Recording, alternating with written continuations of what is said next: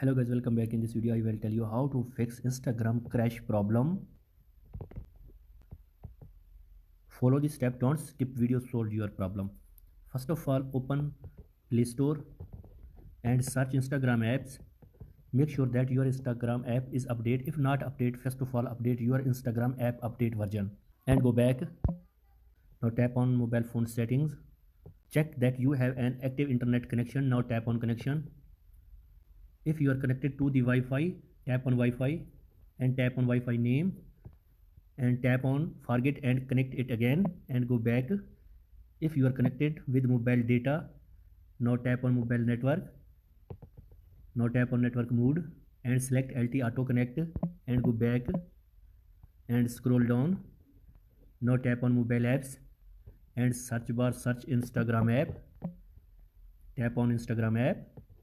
Now tap on storage and tap on clear cache and clear data and go back.